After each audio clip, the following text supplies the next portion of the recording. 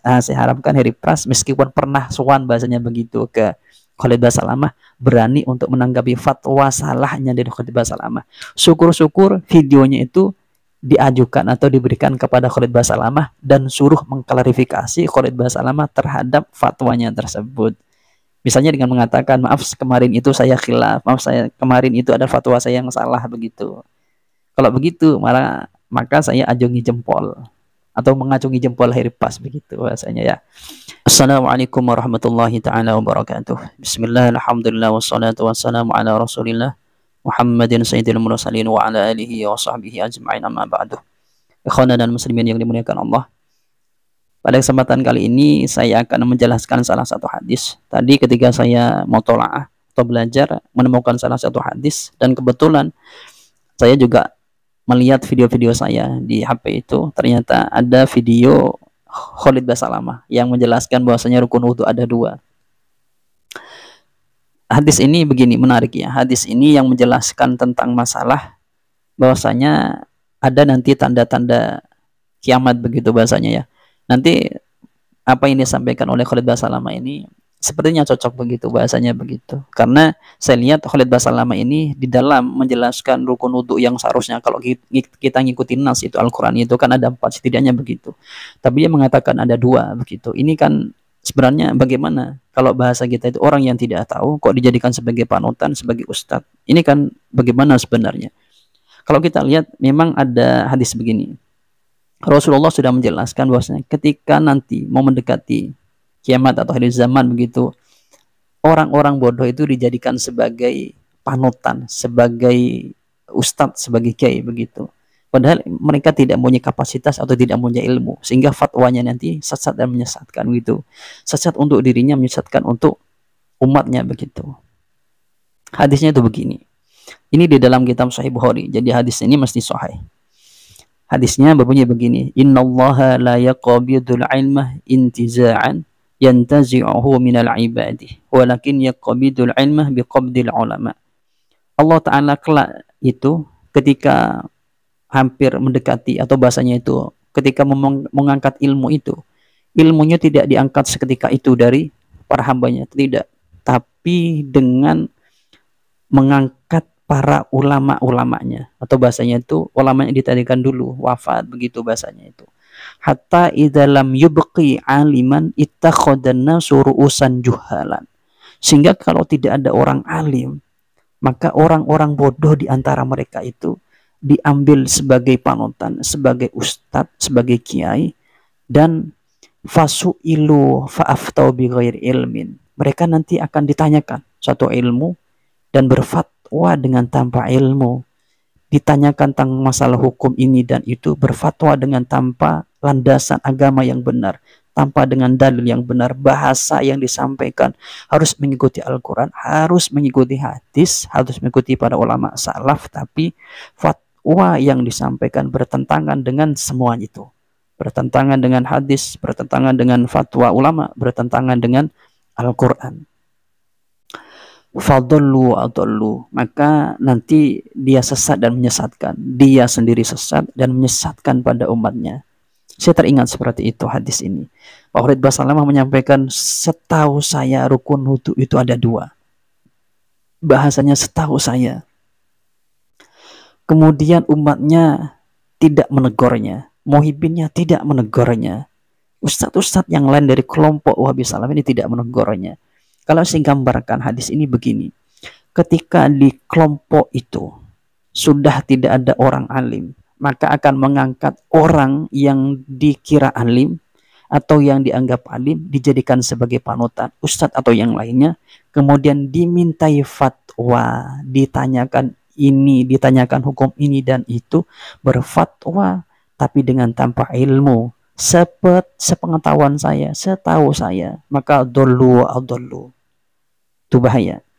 Kemudian hadis ini kalau kita lihat di dalam kitab Umdatul Qari, Syarhu Sahihil Bukhari, dikatakan ada beberapa istinbatul ahkam di sini. Al-awwalu fihi dalalatun lil qailina bi jawazi khuluiz zamani anil mujtahidi ala ma huwa madhhabul jumhuri khilafan lil Hanabilati.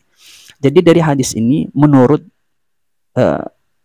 dalam kitab Umdatul Qari, mungkinnya di satu zaman itu tidak ada mujtahid. Mujtahid itu orang yang bisa langsung beristimbat kepada Al-Quran, atau gampangnya bahasa kita, orang yang punya ide-ide di dalam agama yang memang tidak pernah terlintas atau tidak disampaikan oleh ulama terdahulu, begitu, atau munculkan hukum-hukum baru, begitu bahasanya.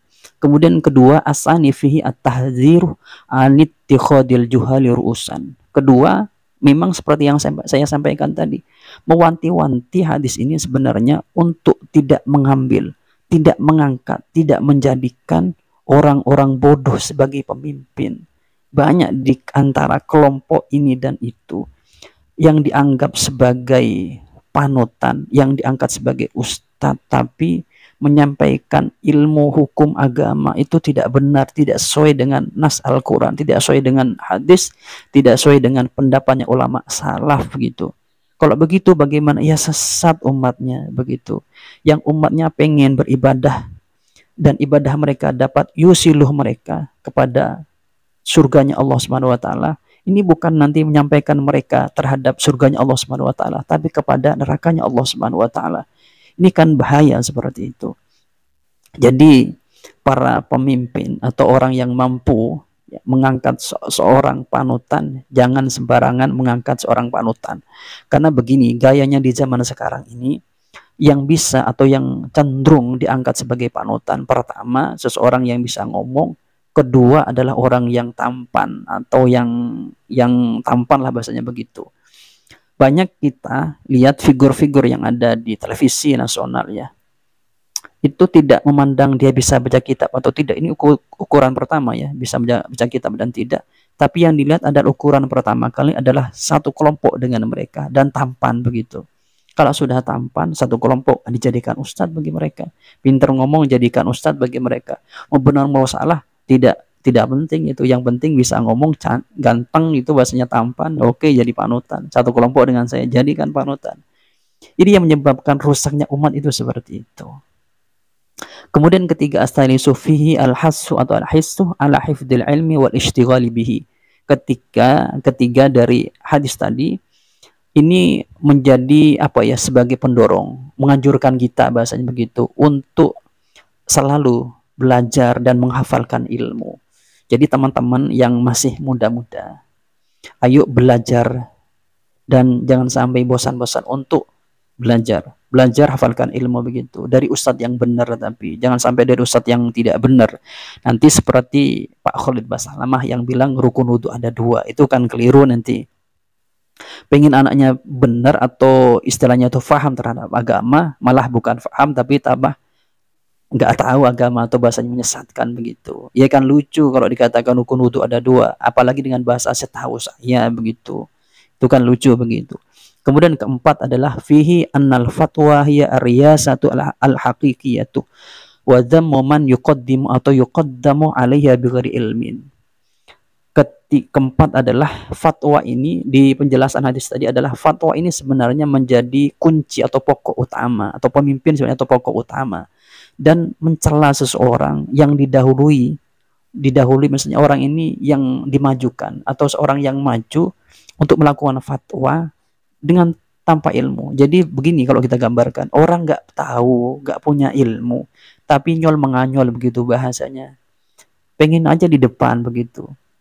Itu nggak boleh. Atau mendahulukan orang yang sebenarnya nggak punya ilmu, didahulukan di depan untuk berfatwa, itu nggak boleh, begitu. Itu kalau begitu yang dilakukan, orang ini menjadi orang yang mempercepat datangnya kiamat, begitu mungkin bahasanya. Ayo orang-orang yang bisa mengangkat ustadz itu bahasanya, atau mengangkat kiai, begitu bahasanya, ambillah orang-orang yang memang mumpuni terhadap bidang itu. Jangan berdasarkan suka tidak suka, satu kelompok dengan saya, ganteng misalnya atau vokal, itu jangan. Tapi memang benar-benar berdasarkan ilmunya. Kalau begitu nanti bagus, begitu. Dan saya harapkan begini ya, saya harapkan untuk Heri Pras ya, itu menanggapi videonya Khalid Basalamah yang mengatakan rukun wudhu itu ada 2. Itu saya harapkan begitu, karena dia sudah menanggapi bahwasanya Pak Yazid ya, Pak Yazid itu yang mengatakan bahwasanya seorang yang meyakini bahwasanya terjadinya hujan ini karena proses alam gitu gampangnya, bukan karena perintahnya Allah Subhanahu wa taala, maka orang tersebut kufur atau kafir. Itu kan ditanggapi oleh Heri Pras. Saya harapkan Heri Pras meskipun pernah sowan bahasanya begitu ke Khalid Basalamah, berani untuk menanggapi fatwa salahnya dari Khalid Basalamah. Syukur-syukur videonya itu diajukan atau diberikan kepada Khalid Basalamah dan suruh mengklarifikasi Khalid Basalamah terhadap fatwanya tersebut. Misalnya dengan mengatakan, maaf kemarin itu saya khilaf, maaf saya kemarin itu ada fatwa saya yang salah begitu. Kalau begitu, maka saya ajungi jempol atau mengacungi jempol Heri Pras begitu bahasanya ya. Ya mungkin itu yang dapat kami sampaikan. Saya harapkan ada teman-teman yang menyampaikan video ini terhadap Heri Pras. Mungkin itu yang dapat kami sampaikan dari kami, kurang lebihnya jazakumullah ahsanal jaza. Assalamualaikum warahmatullahi wabarakatuh.